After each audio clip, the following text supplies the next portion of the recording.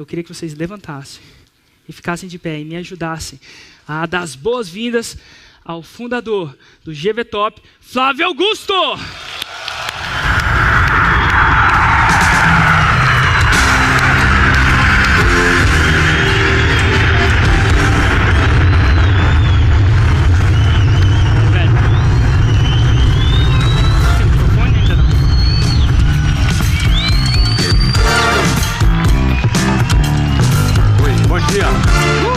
Como vai? Tudo bem? Flávio, antes da gente começar... Obrigado pelo convite, Érico. É um privilégio. Tem uma pessoa de tal calibre, de tal presença. Eu não sei se já ficaram perto dele, só a presença já é uma energia fantástica. Eu queria passar um vídeo. Que fala um pouco. Nasceu numa família de classe média baixa, na periferia do Rio de Janeiro. E tem o típico perfil de uma pessoa inquieta. Aos 4 anos de idade, foi expulso do jardim de infância por chutar frequentemente a perna da professora ao obrigá-lo a seguir uma rotina com a qual não concordava. Aos 13, criou tumulto na escola porque decidiu não ter mais caderno para copiar matérias, porque não via sentido perder tempo e foco durante a explicação do professor, copiando algo que já estava nos livros recomendados pela própria escola. Aos 16 anos foi expulso novamente, dessa vez do Colégio Naval, por contestar o modelo militar e questionar a rotina imposta pela instituição.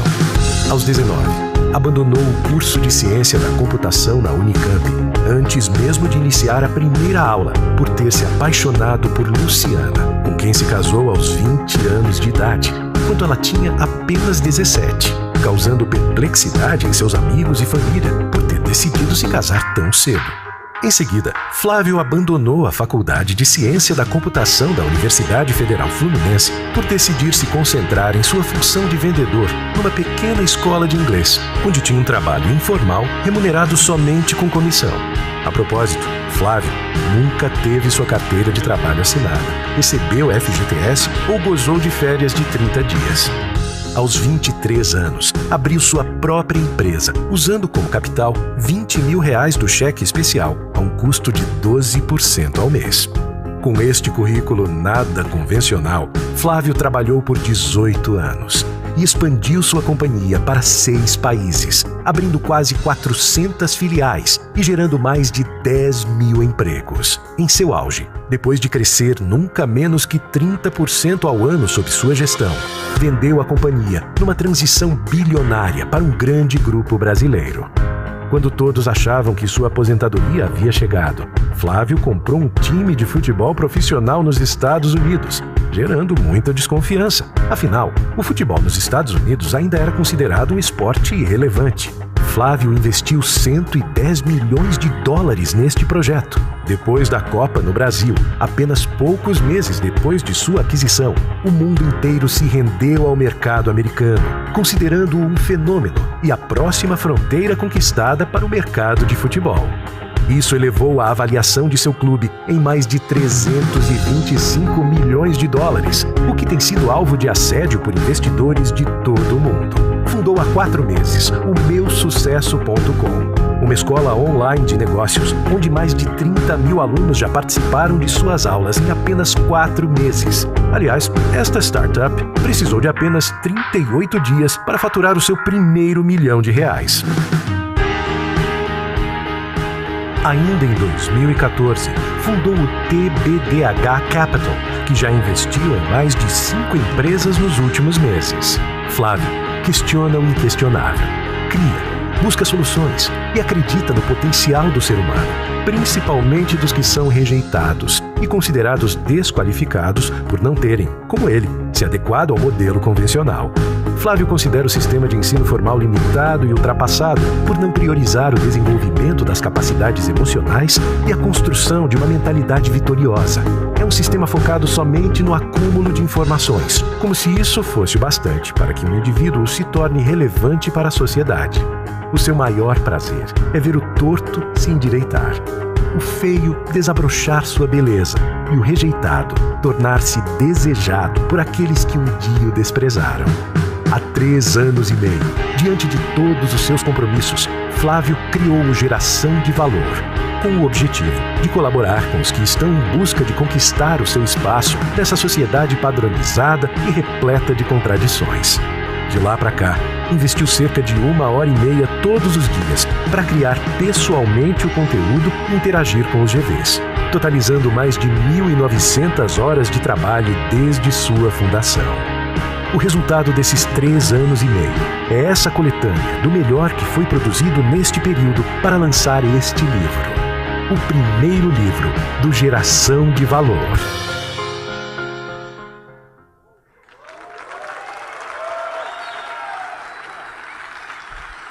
Obrigado pela apresentação. Bom, muito bem. Eu certamente estou falando com um grupo de pessoas que estão bem acima da média, que estão em busca de realizarem os seus projetos, estão em busca de realizarem aquilo que idealizaram, aquilo que acreditam, muitas vezes contra a vontade de outras pessoas ou contra o apoio de outras pessoas, mas que em algum momento decidiu apostar que é capaz de realizar o seu próprio projeto e quer desbravar, como um empreendedor, uma oportunidade de construir a sua própria história. Como esse texto do vídeo retratou bem, nós vivemos numa sociedade padronizada.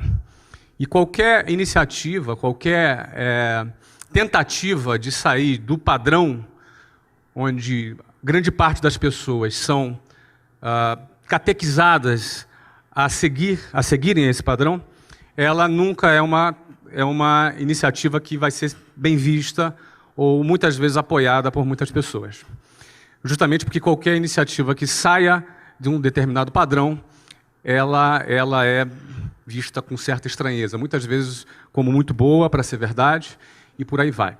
No fundo, a pessoa ela entra no ensino fundamental, ela passa ali a primeira, segunda, terceira, quarta série, depois a quinta, sexta, sétima, oitava, depois o ensino médio. São praticamente 11 anos para que depois ela vá para uma universidade, em seguida ela arrume um estágio, ela tenha um emprego, e ela eventualmente compra um apartamento, uma casa financiada por 30 anos, onde ela vai passar o resto da vida naquele bairro, naquele local, onde ela cria raízes, e elas entendem que a vida é simplesmente isso. É claro, é óbvio que é muito importante que as empresas privadas tenham profissionais, funcionários competentes, é muito importante que as empresas públicas tenham funcionários competentes, isso é muito importante. No entanto, o sistema todo ele conduz apenas para essa alternativa. E, na realidade, não existe apenas essa alternativa. Não é? Uma pessoa, um jovem, ele pode ser um músico, e ter um músico de sucesso, e ser realizado como músico. Ele pode ser artista, um artista plástico. Ele pode ser um bailarino. Ele pode ser um sacerdote. Ele pode ser um político. Ele pode ser um atleta. Ele pode ser um empreendedor. Não é? Ou seja, as alternativas dentro da sociedade são muitas. No entanto, qualquer iniciativa individual que saia desse modelo padronizado, ele vai ser, num primeiro momento, muito questionado. Não é? Muito questionado. E eu quis abrir aqui esse nosso papo falando sobre isso, porque existe uma fase na vida de um empreendedor que é aquela fase que ele ainda não conquistou credibilidade. As pessoas ainda não depositam sobre ela ainda uma grande credibilidade. Então, essa iniciativa de sair do padrão, ela vai ser sempre criticada. Ela vai ser sempre, muitas vezes, até vítima de chacota. Mas o que acontece depois que vem os resultados? Na opinião de vocês. Esse mesmo cara desestruturado, esse mesmo cara, essa mesma pessoa criticada, essa mesma pessoa que foi vítima de bullying, de chacota, essa mesma pessoa recebe os famosos tapinhas nas costas, os parabéns, e aquelas mesmas pessoas que criticaram serão as mesmas pessoas que vão chamar aquele desajustado de visionário, de gênio, o cara. No fundo, Essa mesma sociedade que é padronizada é a mesma sociedade que se comporta com essa mesma hipocrisia. Porque, no fundo, as pessoas vão estar sendo valorizadas por aquilo que ela tem, pela quantidade de dígitos que ela representa. No fundo, ela vai ser valorizada pela tag dela, pela etiqueta dela, pelo patrimônio que ela representa. Isso significa a hipocrisia da sociedade que nós vivemos. Porque eu passei a grande parte da minha vida morando na periferia do Rio de Janeiro. E era muito comum, na minha rotina, eu gastar 4 horas e meia por dia para ir e voltar para minha casa. Desde a época que eu estudava, longe de casa, desde quando eu comecei a trabalhar numa escola de inglês. Então eu gastava 4 horas e meia por dia com uma sardinha em lata dentro de um transporte público. Seja um ônibus, um trem, eu pegava muito ônibus e trem. Não é? E esse público que frequenta os transportes públicos no Rio de Janeiro é visto com preconceito, gente desqualificada, uma massa sem perspectiva. Não é? No fundo, quando, da mesma maneira que, num determinado momento, para ter um talão de cheque num banco, eu quase que me ajoelhava para pedir para um gerente do banco, quase que pedia, pelo amor de Deus, me dê um talão de cheque. Não é? Os mesmos bancos hoje me procuram para me pagar almoço. Antes eu não tinha dinheiro nem para pagar almoço. Não é? Hoje eles me procuram para pagar almoço. Não é? Então, é importante entender que é desse jeito que funciona, é dessa maneira que é. Você não é nenhum coitado se você está sendo desacreditado, se você está sendo uma pessoa que não está sendo incentivada, que não está recebendo eventualmente algum apoio. Não é? É desse jeito que funciona. Quando nós entendemos que é dessa forma que funciona, é dessa maneira que o jogo funciona na sociedade, nós temos um projeto em mente, nós temos um propósito em mente, entender que é desse jeito que funciona, entender que é dessa maneira mesmo que a sociedade se comporta, te dá força para atravessar o momento do início quando você ainda não conquistou a sua credibilidade. Só que no dia que você vencer e que todo mundo puxar o seu saco, e que no dia em que as pessoas passarem a te dar valor, não é que o teu valor aumentou. O meu valor é exatamente o mesmo de hoje do que quando eu estava dentro de um ônibus lotado, dentro de um trem lotado, quando o trem dava pau, não sei como é que fala aqui em São Paulo, lá no Rio a gente falava que o trem avariava. É assim que fala aqui também? Eu não sei. O trem dava pau entre uma estação e a outra, e a 40 graus do Rio de Janeiro, a gente tinha que todo mundo pular do trem e andar pelos trilhos. Você tem noção que é caminhar em cima daquelas pedras? Se está 40 graus, deve estar uns 50 graus naquelas pedras. Você caminhava 10 minutos para chegar na próxima estação. Então o meu valor é o mesmo. O teu valor hoje é exatamente o mesmo do que o dia que você conquistar alguma notoriedade. A diferença é que a sociedade vai perceber o seu valor de uma outra maneira. Então o segredo é você não se iludir com o que a sociedade hipócrita pensa a seu respeito. Nem quando você está em baixa e nem quando você está em alta. Quando você está em baixa, você não é esse cara desqualificado, ou esse cara desprezível, ou esse favelado da periferia, ou essa pessoa que ainda não conquistou nada. Isso não é verdade. Da mesma maneira que não é verdade, que se um dia você conquista a sua notoriedade, você é o cara. Você também não é o cara. Muita gente não consegue conviver ainda com esse período em que ainda não conquistou a sua credibilidade, e muita gente, quando conquista o primeiro sucesso na vida, o cara já se sente que é o cara. O cara já se sente a última Coca-Cola do deserto. E aí, ele se perde. Muita gente se perde na hora que tem um primeiro sucesso e depois não consegue avançar. Mas o mais importante que eu queria começar aqui dizendo, porque assim, eu não estava planejando dizer isso, eu tenho uma outra apresentação aqui, mas quando eu vi esse vídeo aqui, não é que...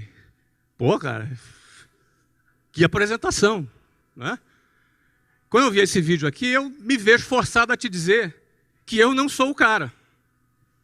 Quero dizer isso para você, que eu não sou o cara. E eu quero dizer também para você que você também não é o que muita gente está tentando te convencer o que você é. E quando você entende quem é você e qual é o seu valor, na hora de você iniciar seu projeto, na hora que você tem que estar muito determinado, na hora que você tem que estar muito focado para fazer as coisas darem certo, porque não é fácil, é mentira quem vai te dizer que é fácil. Se alguém disser que é fácil, é mentira, seja quem for. Se eu disser que é fácil, é mentira. Mas o cara que disser que é impossível, esse cara é um sabotador de sonhos. Não é verdade, é possível.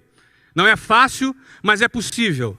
E isso é mais do que o suficiente para quem quer fazer acontecer. Isso é mais do que o suficiente. Saber que é possível, é 1 em 1 milhão, não me interessa.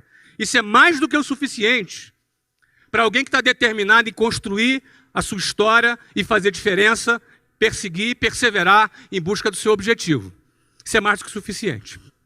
Então, nada disso estava programado. Eu queria fazer apenas essa introdução para falar um pouco aqui da minha trajetória, um pouco muito do que está naquele vídeo, sob o ponto de vista do que eu entendo serem os 3 pilares fundamentais para o empreendedorismo.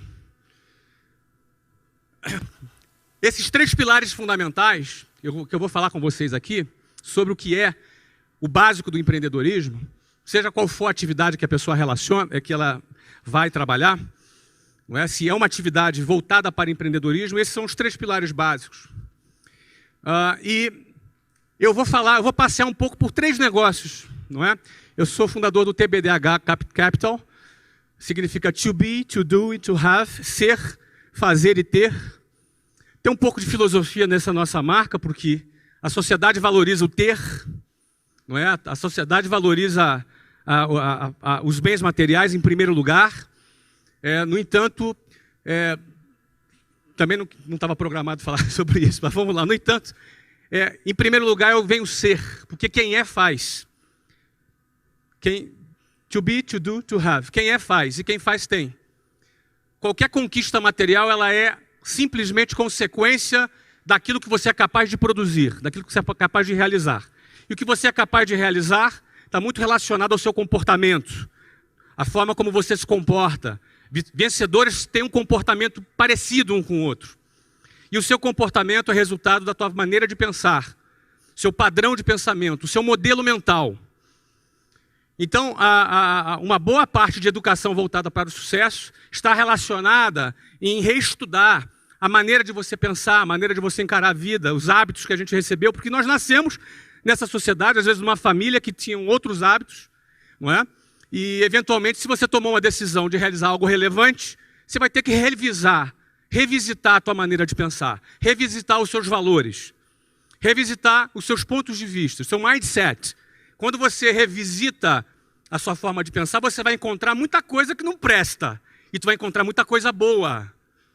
E é importante encontrar, pô, isso aqui não está legal, isso aqui não é pensamento de vitorioso, isso aqui é pensamento de perdedor.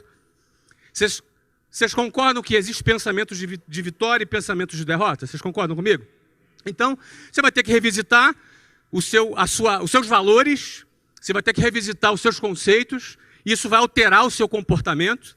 Se você muda teu ponto de vista sobre determinado ponto, você também, por consequência, vai mudar o seu comportamento sobre esse assunto. Quando você muda o seu comportamento, você vai encarar as adversidades de uma outra maneira. E a sua chance de alcançar maiores resultados aumenta significativamente. Então, isso é o que está ali na nossa marca. To be, to do e to have. Em primeiro lugar, o ser. Quem trabalha para ter, pode até ter alguma coisa, mas vai ter pouco. Quem trabalha para ter, eventualmente vai conquistar alguma coisa, mas vai conquistar muito pouquinho. Agora, quem faz. E quem faz, por consequência, tem. E o valor dele não está naquilo que ele tem. É um pobre miserável, alguém que acha que o seu valor está ligado naquilo que tem. É um forte candidato, no final da sua vida ou no meio dela, a precisar tomar muitos antidepressivos para poder estar bem. É um forte candidato. É um coitado, o cara que acha que o seu valor está naquilo que ele tem. Geralmente o cara só que persegue a grana ganha pouco. O cara que persegue uma causa, ele ganha mais. Sabe por quê? Porque na hora do aperto, na hora que o bicho pega, na hora da adversidade, na hora da dificuldade, e ela vem. A hora da dificuldade, ela acontece. A caminhada do empreendedor não é uma caminhada de um funcionário público que tem o seu salário todo dia lá no 5º dia útil. Na hora da dificuldade, o cara só vai além se ele tiver uma causa pela qual ele acredita e ele luta. Pela grana, você ganha teu primeiro milhão, você não tem mais motivo para sair de casa. Eu fiz meu primeiro milhão com 23 anos de idade. Foi no primeiro ano que eu abri a minha primeira empresa. Com 24 anos de idade, talvez eu já não precisasse trabalhar na minha vida. E certamente você deve fazer a ideia que eu não estou aqui para vender livro, né? Eu vou vender um monte de livro. Não sei se vocês já avisaram para vocês aqui, né? Vou vender um monte de livro, né? Alguns de vocês vão comprar. Se não, quase todos. E é muito interessante que eu gosto de vender livro quando você doa 100% dos seus direitos para o Instituto de Geração de Valor. Aí você vende livro com mais pegada, né? A pegada para você vender quando você tem uma causa é outra. A pegada para tu vender quando você está envolvido num propósito é outra. Você não precisa de subterfúgio, você entendeu? Você vende e, cara, aí tá todo mundo batendo palma ainda, porque você vende, ó, bate palma aí, vai lá. Viu? Essa é a diferença quando o teu olho está na grana e quando o teu olho está numa causa. Essa é a diferença. Pouca gente entende isso. Por isso que o Brasil só tem 124 bilionários. Pouca gente entende isso. Bom, eu quero falar sobre visão, coragem e competência. Não tem imagem mais clichê do que a da águia. Não tem. Mas eu escolhi ela porque também não tem uma outra que vai representar essas 3 coisas que eu quero falar. Visão, coragem e competência, na minha avaliação, são os 3 pilares do empreendedorismo. Para você vencer como empreendedor, você não vai precisar só de visão, coragem e competência, não. Você vai precisar de, talvez, dependendo da sua área, dependendo do seu setor, você vai precisar de outras coisas também. Tem água aqui. Você vai precisar de outras coisas também. Agora, visão, coragem e competência. Se você não tiver uma dessas 3 coisas, não é possível você ser bem-sucedido como empreendedor. Dependendo da área, vai ter um fator técnico muito grande, fator político, talvez, dependendo do setor. Mas, certamente, visão, coragem e competência são o que eu chamo dos 3 elementos básicos do empreendedorismo. O que é a visão? Visão é sonhar acordado. Tá? Visão é uma imagem que o seu cérebro cria, que você projeta, onde você está enxergando, você passa a identificar uma oportunidade, você passa a identificar alguma coisa que ninguém percebeu ainda, mas que você enxerga que daqui a pouco vão perceber. E que quando perceberem, não só você percebeu primeiro, quanto você já está na frente. Isso é visão. Visão é enxergar a tendência antes que ela se concretize. É muito comum aquela frase: eu não sou nem otimista e nem pessimista. Eu sou realista. Falei igual carioca agora, né? É muito comum essa frase. Quem já ouviu essa frase aí? Pois é. Os realistas são muito importantes.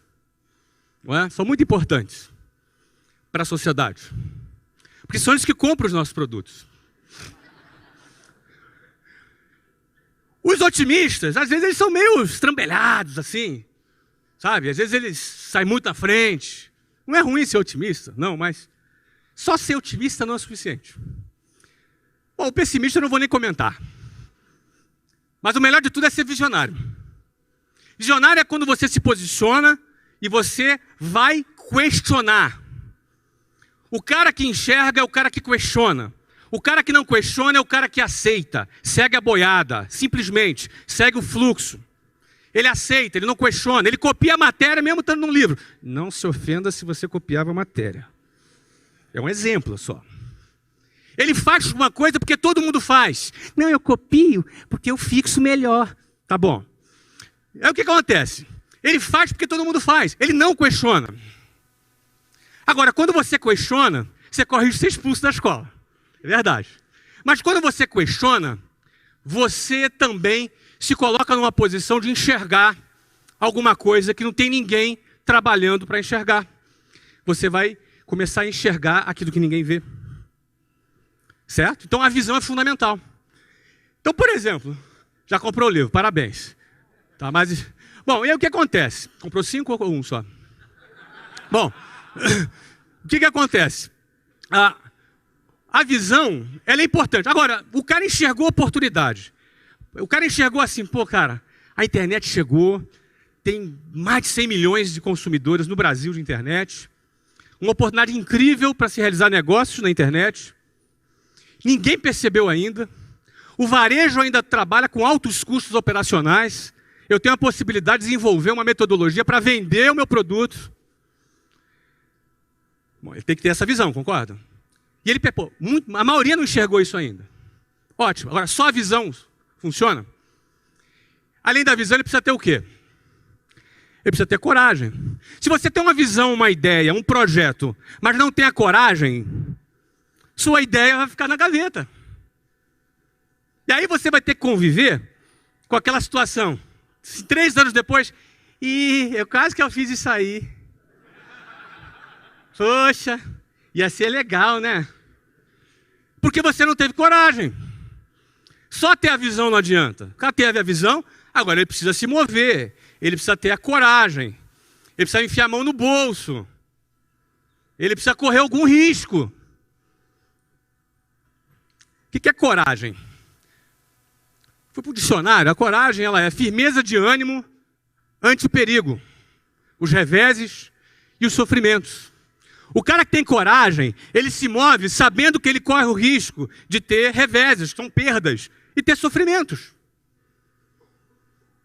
O cara que não tem coragem, ele enxerga a possibilidade dele ter esses problemas, e aquilo é suficiente para o cara parar. Porque o medo é parte natural do ser humano. Todos nós sentimos medo. Eu sinto medo. Você sente medo. E que bom que a gente sente medo, porque o medo é parte, inclusive, da nossa sobrevivência. Não é? A criança, quando é muito novinha, não tem noção do perigo, ela não tem medo. Você tem que estar de olho.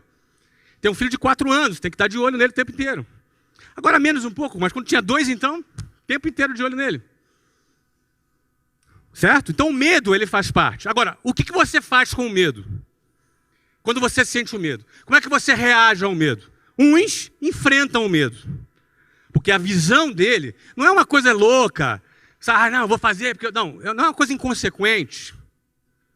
Ele tem a visão. Mas o que faz ele se mover? Ele tem que enfrentar o medo. Enquanto outros se acovardam diante do medo. O medo só gera esses 2 tipos de reação. Ou a coragem ou a covardia. Qual dos 2 sentimentos é o sentimento do vitorioso e qual o sentimento do perdedor? Não precisa responder, já sei que você sabe. Então é parte da vida do empreendedor que deu certo. Em algum momento, todo negócio que deu certo é resultado de uma decisão corajosa. Todo negócio que deu certo, todo cara bem-sucedido, todo cara que fez acontecer, em algum momento ele tomou uma decisão corajosa. Nada é natural, nada acontece, nada rolou. Deixa rolar, deixa a vida me levar. Não, nada disso. Tudo é resultado de uma decisão corajosa em que alguém pegou na espada e no escudo e foi para o campo de batalha e fez acontecer. É assim que funciona.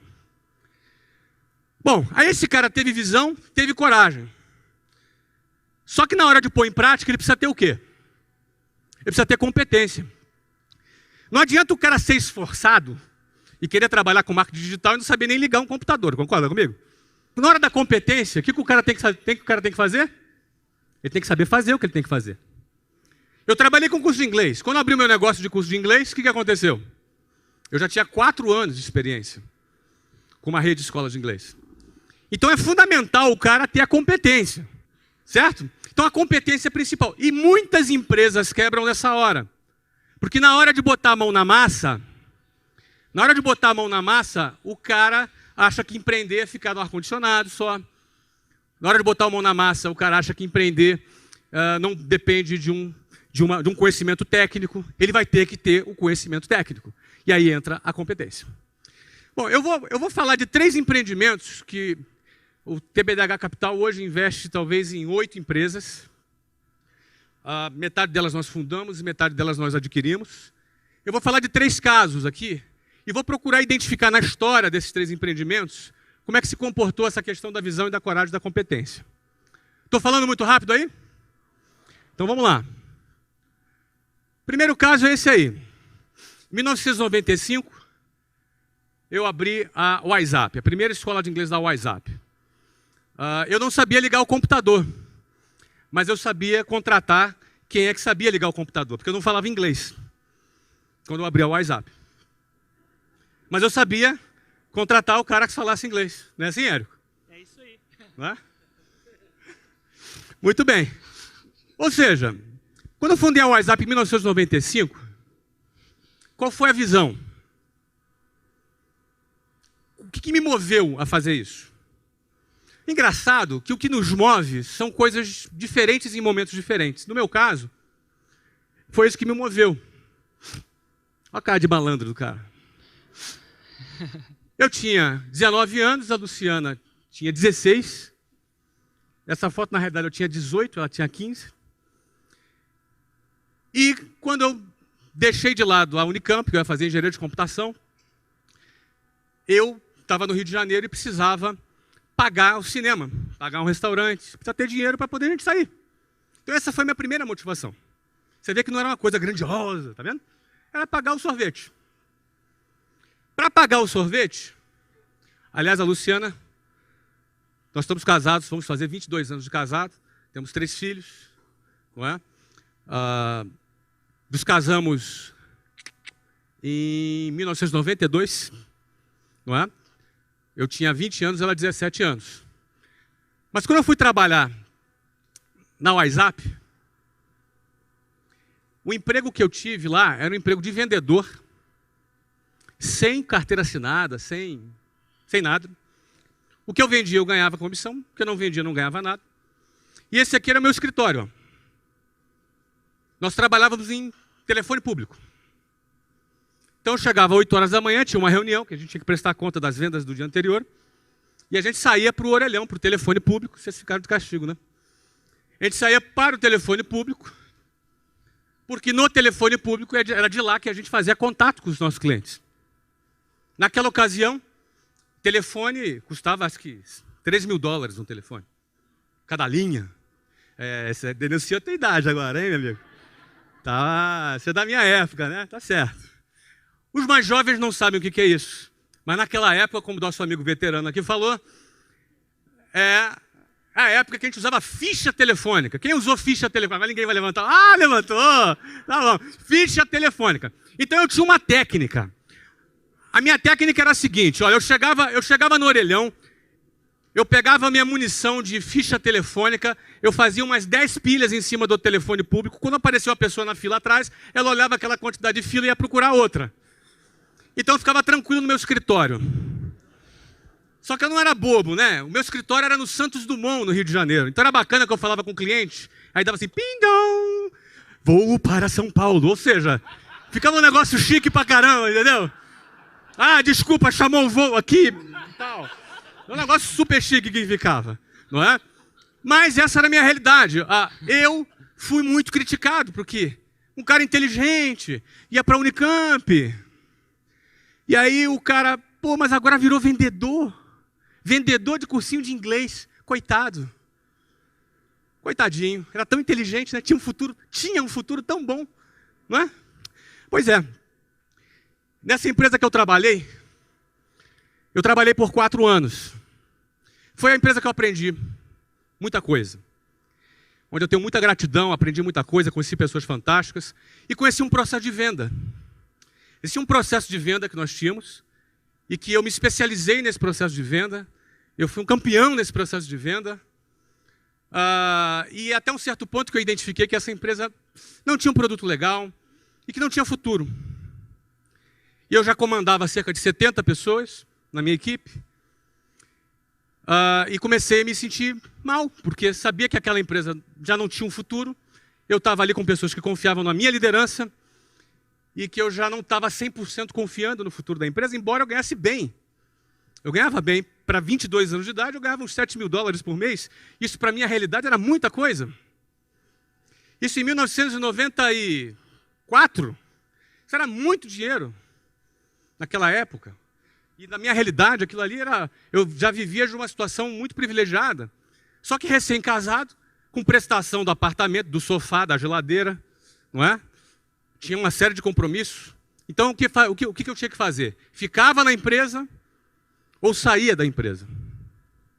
Na ocasião, eu saí da empresa. Saí da empresa porque eu me senti nesse conflito ético e optei por ter paz na minha consciência, cumplicidade com a minha equipe, e entrei no projeto da WhatsApp. E o projeto da WhatsApp é isso aqui. Isso aqui é o número de escolas da WhatsApp dos 18 anos. A partir aqui desse mês, a gente começou a fazer franquia. Obviamente, eu tive que estudar bastante, me desenvolver, aprender sobre aquele novo setor. Aqui, nesse 2005, aqui eu aprendi a falar inglês. Ó. Fui morar na Austrália. Não é? Fui morar na Austrália. E eu falei, vamos resolver esse problema. E resolvemos. Não é? Na realidade, o nosso objetivo qual era? Meu objetivo, quando eu fui morar na Austrália, em 2005, era começar um trabalho, era virar um empreendedor digital. Em 2005. Porque a partir de 2005 eu passei a trabalhar de longe, na internet. Porque eu tinha escolas. Só que da Austrália, eu passei a morar na Austrália, viajava uma vez a cada 2 meses para o Brasil e tocava o negócio à distância. Por que eu decidi tocar o meu negócio à distância? Eu queria provar para o mercado que o negócio que eu construí tinha valor e que não dependia da minha presença, que não dependia da minha atuação. Então, se eu consigo provar para o mercado que o negócio que eu criei, que a marca que eu criei tem valor e que não depende da minha presença, significa que esse negócio passa a ter valor para o mercado. E aí eu fui para a Austrália para querer provar isso para o mercado. Sabe o que aconteceu? Deu tudo errado. Tive que voltar correndo que o negócio... O crescimento que ia ser uns 40% aquele ano, se eu não volto, a gente não fechava nem 25%. Eu tive que chegar à conclusão que realmente o negócio ainda dependia muito da minha presença. E eu botei o rabinho entre as pernas, arrumei as malas e voltei para o Brasil para tocar a minha empresa. Isso em 2006 eu voltei para o Brasil. E aí o que acontece? Em 2009, mais maduro, desenvolvi mais know-how, preparei mais a empresa, preparei mais os executivos da empresa. Nessa altura já eram cerca de 9.000 funcionários na empresa. A essa altura, já mais maduro, mais preparado, eu me mudei para os Estados Unidos. Fui morar em Orlando em 2009, com o mesmo objetivo. A empresa precisa mostrar que é uma empresa que tem valor, que ela não depende do meu trabalho direto.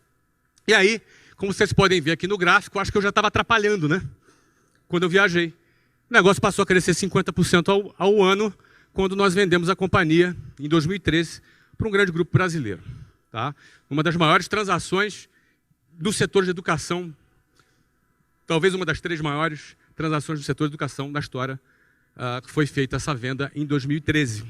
Não é? Quando eu vendi esse negócio, ou seja, eu tive a visão de que o inglês seria um idioma que seria importante no futuro, porque na década de 90 o inglês não era lá tão... Era recomendável. Hoje o inglês se tornou uma coisa importante, super importante. Essa foi a visão. A coragem foi de eu pedir demissão e sair e entrar. E a competência foi a execução desse processo em 18 anos. Morando nos Estados Unidos, em 2009, meu filho, que tinha 9 anos nessa época, começou a jogar futebol. E ele é bom de bola. Aliás, hoje ele joga no Benfica, na base do Benfica, onde ele tem 14 anos. E lá nos Estados Unidos, ele começou a jogar futebol. E começou a se destacar. E aí eu arrumei um emprego. Emprego de motorista de jogador de futebol. Eu viajava todos os fins de semana com o Breno para participar dos torneios espalhados pela Flórida. O que eu comecei a ver lá? Comecei a enxergar lá. Qual foi a minha visão lá? Comecei a enxergar o seguinte. Um monte de criança, um monte de adolescentes, um monte de pais. Num torneio, milhares de crianças jogando futebol. Isso estava fora do meu radar. Estava fora da minha intuição. Minha intuição dizia que eu ia encontrar lá beisebol, basquetebol, futebol americano, mas não aquela audiência do futebol. Eu fiquei um pouco incomodado com aquilo. Eu falei, como é que pode isso? O que é isso? Não é? Aí eu fui comprar uma pesquisa. A pesquisa que eu comprei mostrou isso aqui. Os Estados Unidos têm 24 milhões de pessoas praticando futebol. Você sabe qual é o esporte mais praticado nos Estados Unidos hoje? Futebol. Está no teu radar isso? Nem no meu estava. Em 2011, quando eu peguei essa pesquisa, não estava no meu radar. Não estava no radar do mercado. Não estava no radar dos patrocinadores. Não estava no radar da imprensa especializada. Ou seja, você tem um mercado de 300 milhões de habitantes com hábitos de consumo maduros relacionados ao esporte, onde o esporte mais praticado nesse país, que é a maior economia do mundo, é o futebol. E eu não sabia. E eu via que muita gente não sabia. É o segundo esporte preferido do americano até 24 anos de idade. Ou seja, é o segundo esporte. O primeiro é o futebol americano. É o segundo esporte preferido. Ou seja, o futebol até 24 anos de idade está dentro da preferência do americano, acima do beisebol e acima do basquetebol. Primeiro esporte do público latino. São 56 milhões de latinos que vivem nos Estados Unidos. 56 milhões é 5,5 vezes a população de Portugal. Essa é a população de latinos que vivem lá nos Estados Unidos. Tem 21 mil torcedores por jogo. É a quinta maior média no mundo. Perde para a Alemanha, Inglaterra, Espanha e México. Imagina. Você sabe qual é a média do Campeonato Brasileiro? A média do Campeonato Brasileiro são 12 mil torcedores por jogo. Média. A média do Campeonato Paulista são 5 mil torcedores por jogo. A média do Campeonato Carioca são 2.300 torcedores por jogo. A média da MLS, da Liga Profissional, são 21 mil torcedores por jogo. Isso está dentro do seu radar? Não estava no meu. Quando eu me dei conta dessa situação, qual foi a visão? Que o futebol é um fenômeno em plena ebulição nos Estados Unidos, o maior mercado de marketing esportivo do mundo, porém ainda não tinha sido percebido pelo mercado. Logo, ainda não precificado. Oportunidades que não foram percebidas pelo mercado ainda não foram precificadas. O que significa isso? Você comprou um apartamento numa rua. Você pagou 100 mil reais. Imagina essa situação. O número é só para você ter uma referência. E aí você fica sabendo que vai construir um shopping em frente desse apartamento. O que acontece com o preço desse apartamento? O que acontece com quem tem essa informação antes que a maioria das pessoas tenha essa informação?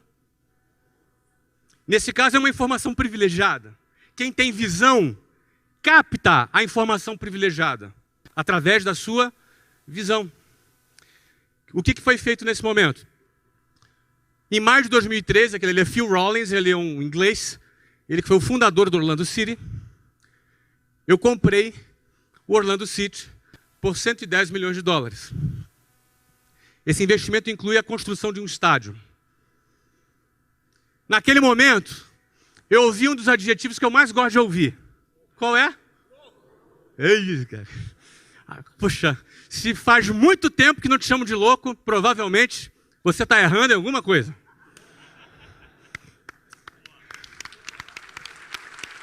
Obrigado. E aí assim, beleza. Pô, legal, tive a visão. Pô, bacana, o cara tem a visão. Pô, vai crescer. Pô, legal. Tá, mas e aí? Botar a mão no bolso, pegar 110 pau e meter ali, e aí? Tem que ter o quê? Coragem. Essa era a segunda parte. Tinha que ter coragem. Não é? Então, vamos lá. Vamos lá. Vamos apostar no projeto. E nós fizemos a aquisição lá do clube. Em agosto de 2012, foi em maio. Em agosto de 2013, foi feita a aprovação da PPP para a construção do estádio. É uma parceria público-privada. Não é? A minha compra do Orlando City estava condicionada à aprovação da construção do estádio, no qual eu investiria um dinheiro importante, mas a indústria do turismo dos Estados Unidos teria que financiar outra parte do estádio, porque nós vamos levar turismo para Orlando, turismo para os parques, para os hotéis, ou seja, começou a maratona de convencimento com os diretores dos parques, dos hotéis, de toda a indústria de turismo relacionada, que tem um órgão que eu não me lembro o nome, que ele teria que recomendar a construção do estádio para o prefeito da cidade e o prefeito do condado, que iria numa votação popular, iria aprovar ou não se a cidade ia fazer esse investimento. Ou seja, eu ia bancar mais de metade do preço do estádio. A indústria do turismo, que seria beneficiada pelo projeto, além da geração de empregos, ia bancar a outra metade do estádio com dinheiro. Sabe aquele dinheiro que você paga no hotel, aquele FII, quando você paga na diária? É esse dinheiro. Não é dinheiro de imposto, de contribuinte, é dinheiro do turista, que é destinado à construção de arenas. Não é? E em agosto de 2013, houve a aprovação da construção do nosso estádio. Um estádio de orçamento de 110 milhões de dólares, curiosamente o mesmo valor, não é? Ou seja, o investimento total do Orlando City é de 220 milhões de dólares, entre estádio e clube. Não é? O meu investimento na compra do clube e na parcela de investimento do estádio foi desses 110. Houve aprovação, ou seja, check. Significa dizer que a primeira condição para que valesse o contrato, que você assina um MOU, não sei se vocês estão familiarizados, é uma carta de intenção. Não é? Eu assinei a compra, condicionada à aprovação do estádio e a nossa entrada na MLS. Ok? Em novembro de 2013, essa foto, eu com cara de maluco, é ótimo. Mas essa foto retrata um pouco o que significou aquele momento. Não é? Aqui é o governador da Flórida, prefeito de Orlando, politicaiada toda ali para aparecer na foto, eles gostam de fotos. Não é? Ali o commissioner da MLS, que é tipo... A MLS é a principal liga americana, e ali Phil Rollins, o fundador.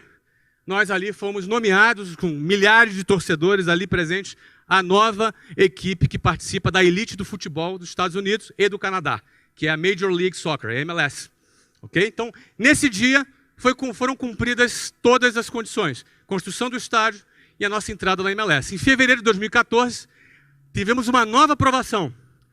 Isso aqui é no condado, a aprovação do upgrade do estádio. Ou seja, nosso estádio de alto nível, campeão, super moderno, não vai atrasar e não tem superfaturamento.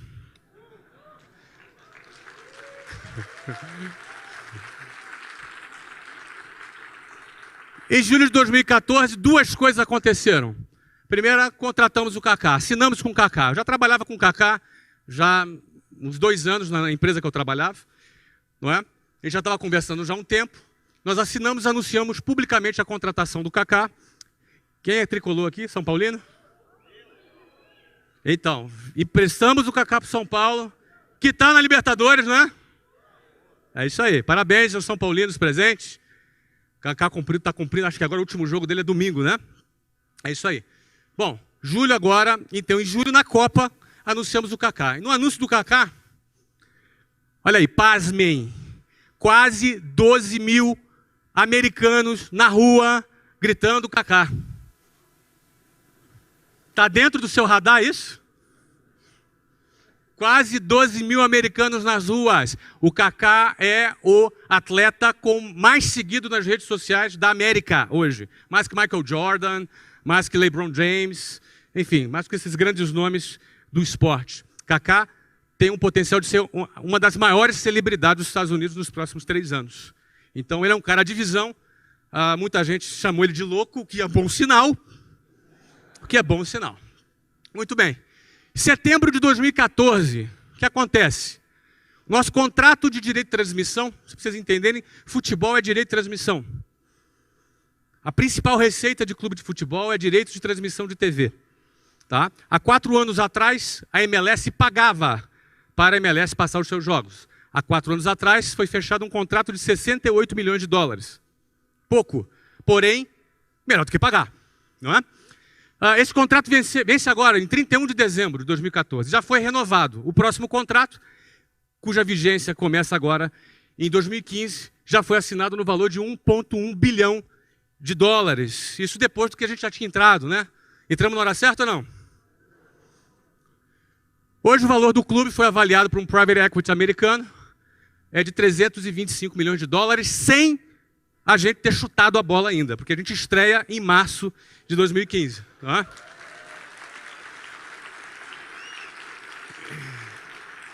Obrigado. Isso eu só estou querendo retratar o que é a visão, a coragem e a competência. Qualquer negócio, você fala, eu quero vender ovo de Páscoa pela internet. Você vai ter que ter visão, coragem e competência. Em algum momento, se você quiser acontecer na sua carreira, fazer a sua história acontecer, você não vai ter como escapar de ter visão, coragem e competência.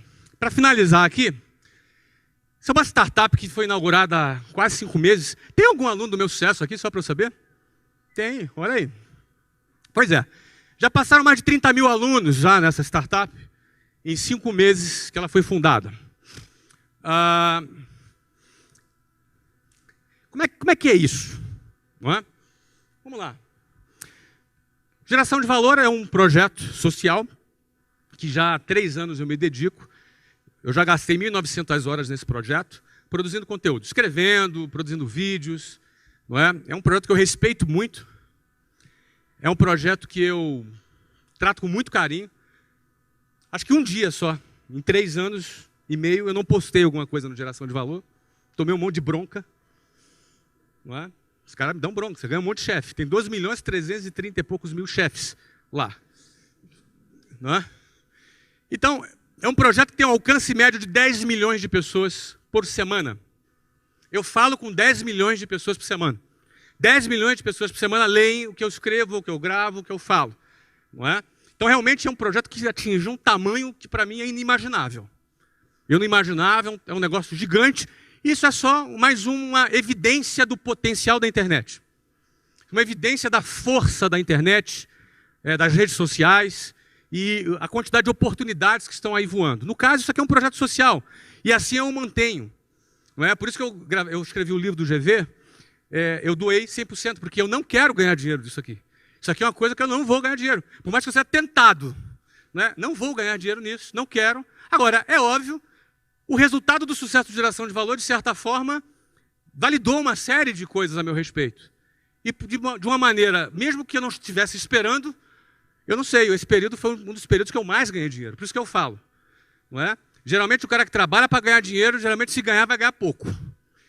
E se o cara trabalha por uma causa, ele vai chegar mais longe. Trabalhar por uma causa, trabalhando por uma causa, você vai chegar mais longe. Tá? Então, Geração de Valor é uma causa que eu abracei. Tendo contato com essa turma aí, e eu vi aqui que vários aqui são seguidores da página, tendo contato com essa turma, eu comecei a detectar algumas questões que entrou a minha visão. Não é? Primeiro, as pessoas ficavam motivadas com o que eu falava, mas muitas não sabiam o que fazer. Então, talvez 1 ou 2% das pessoas conseguiam pegar o limão que eu distribuía e fazer uma limonada com aquele limão. Talvez 30%, 40% pegava aquele limão, ficava com aquele limão na mão e falava assim, e agora? O que eu faço? Não é? Num primeiro momento eu fiquei um pouco frustrado. Falei, pô, será que o que eu estou fazendo vale a pena? Será que eu não estou perdendo tempo? Mas rapidinho eu já cheguei à conclusão que se uma única pessoa foi inspirada, se uma única pessoa foi encorajada, já é suficiente para valer a pena 1h30 que eu dedico voluntariamente para esse projeto todos os dias. Então já me resolvi. Tá, mas e o que fazer com aqueles outros 30% e 40% de pessoas que depositam a sua confiança na minha liderança, de alguma maneira, num conteúdo que eu produzo? O que fazer? Bom, para resolver esse problema, a gente tem que criar uma empresa. É uma coisa profissional, que vai realizar um trabalho profissional para atender essas pessoas. Então, o sistema de ensino formal é ineficiente. Essa é a visão. E com essa visão, o que nós vamos fazer? Nós criamos uma plataforma que ajuda a pessoa a empreender. Como é que nós trabalhamos isso? Nós entendemos que os melhores professores para ensinar alguém a empreender é um empreendedor. Alguém que deu certo. Não adianta você ir para uma escola de negócios e ouvir um professor falando teoria. Isso vai te ajudar um pouquinho, porque aquela teoria também é importante. Mas ela não é suficiente. Então, o melhor exemplo e a melhor influência para quem quer empreender é ser influenciado e ensinado por quem empreendeu e deu certo. Esse cara tem autoridade para falar. Esse cara tem legitimidade para falar de sucesso. Ele não fala de sucesso como quem leu num livro. Ele não fala de realizar um projeto como quem escutou alguém falar. Ele viveu. Logo, ele tem legitimidade para falar sobre aquele assunto. A base metodológica do meusucesso.com é assim. Nós pegamos empreendedores de sucesso, grandes empreendedores. Por enquanto, já fizemos 4 estudos de caso. O primeiro foi o meu, fui o cobaia. Não é? Primeiro foi o meu, depois foi o Ari Kozer, que foi o fundador da churrascaria Fogo de Chão. Foi vendida por 800 milhões de reais. O terceiro foi o Geraldo Rufino. O cara foi catador de lixo e tem uma empresa que fatura hoje 50 milhões por ano. É a JR Diesel. O cara simpaticíssimo. O quarto está sendo o Eloy Dávila. Foi garoto de rua, morou na rua e hoje é proprietário da Flytour, que fatura 4 bilhões por ano. Tá? O próximo vou contar aqui, é segredo. Pode contar, Sandro? Não, o Sandro não vai deixar eu contar, não. Posso? Tá, o Sandro deixou eu contar. O Sandro é o CEO. Balança a mão. Quem conhece o Sandro aí? Olha aí. Olha o Sandro ali atrás. O próximo vai ser o... É Shiba, né? Robson Shiba é o fundador da China Box. Não é? Nós vamos contar a história dessa rede que vale bilhões já também. Não é? O que a gente faz? A gente produz um documentário sobre a vida do cara. Então, o que nos interessa? Qual é o padrão mental daquele cara? Como é que ele pensa? Onde ele nasceu? Como é que a mãe dele tratava ele? Como é que era o esquema? Como é que a irmã pensa? O que o vizinho pensa? A gente vai fazer um documentário em formato cinematográfico da vida do cara. A gente vai fazer um documentário sobre a vida dele. E a gente produz aí, acho que... 2 horas, é quase um longa-metragem, não é? De documentário sobre a vida do cara. Depois de produzir o documentário da vida dele, a gente leva ele para o estúdio, onde o Sandro vai entrevistá-lo num talk show. Nesse talk show a gente vai virar o cara do avesso, a gente vai arrancar... O cara não vai escapar das nossas perguntas, entendeu? Não vai escapar, a gente vai perguntar tudo para o cara, tudo aquilo que ele não responderia, ele não tem escapatória. Porque a gente quer saber qual é o padrão mental desse cara que saiu do zero e construiu um negócio bilionário. No meio dessa conversa, nós vamos identificar dificuldades que ele teve, inovações que ele criou. E aí o que nós vamos fazer? Trazemos os melhores professores das escolas de negócio para dar aula técnica sobre aquele assunto. Então, se o cara teve uma dificuldade de fluxo de caixa, por exemplo, nós vamos dar uma aula de finanças com base na experiência prática daquele empreendedor. Ou seja, a gente conecta o inspiracional, porque você se inspira com a história desses caras, o aspiracional, porque você quer chegar lá também, e o técnico. Você precisa também do conhecimento técnico que a gente pode ali oferecer. Não adianta só a boa vontade. Você precisa aprender a vender, você precisa aprender a gerir fluxo de caixa, você precisa saber gerir uma série de questões se você quer construir um negócio. Não é? Então, a plataforma, ela trabalha com essa metodologia. E, além disso, a gente promove networking, através de vários eventos que a gente realiza, espalhados pelo Brasil, e também uma rede social onde as pessoas estão conectadas. Não é? Então, essa foi a visão. Nós faturamos 1 milhão em 38 dias. O que significa isso? Isso é um investimento alto. É praticamente uma emissora de TV que nós montamos ali na Vila Olímpia. E nesse momento nós não temos área de vendas. Nesse momento nós não temos nenhum processo de venda. Nenhum funil de venda. Nesse momento nós estamos trabalhando no ajuste do produto. Nós estamos trabalhando na excelência do produto. Nós estamos trabalhando para construir o primeiro portfólio de empreendedores sobre os quais fizemos um estudo de caso. Nós vamos iniciar o nosso processo de venda em janeiro de 2015. Ainda assim, mais de 30 mil alunos passaram pelas nossas salas de aulas e faturou 1 milhão de reais em 38 dias. Quais são os planos para esse projeto? São 50 mil, são simples. 50 mil assinantes no primeiro ano, 100 mil assinantes no segundo, 150 mil assinantes no terceiro. Baseado em que eu afirmo isso?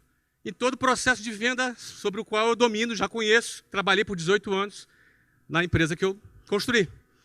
Não é? E baseado em processos, obviamente, como estamos falando aqui de um negócio digital, em processos de marketing digital. Isso elevará o valor dessa empresa em R$1 bilhão.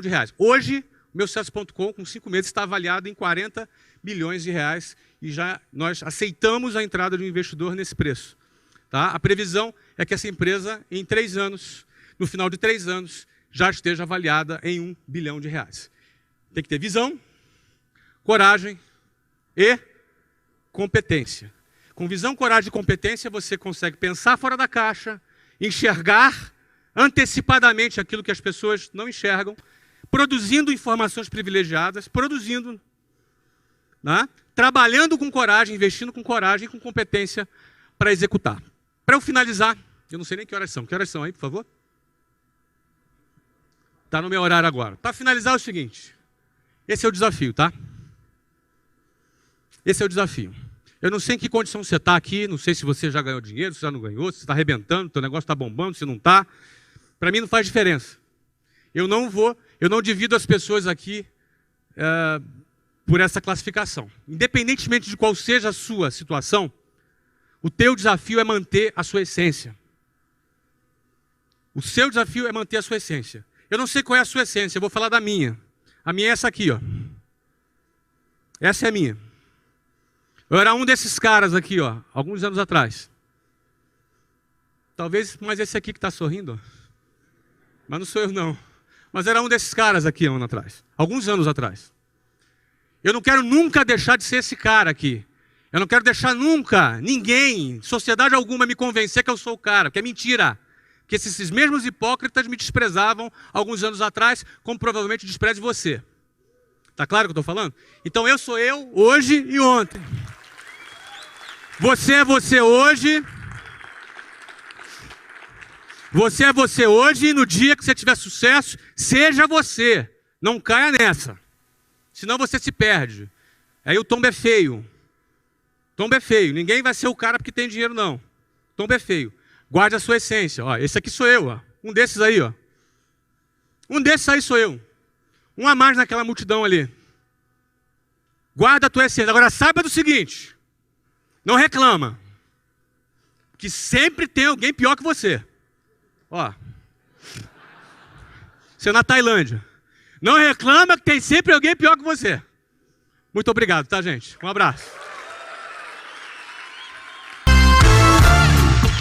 Muito obrigado pelo carinho, gente.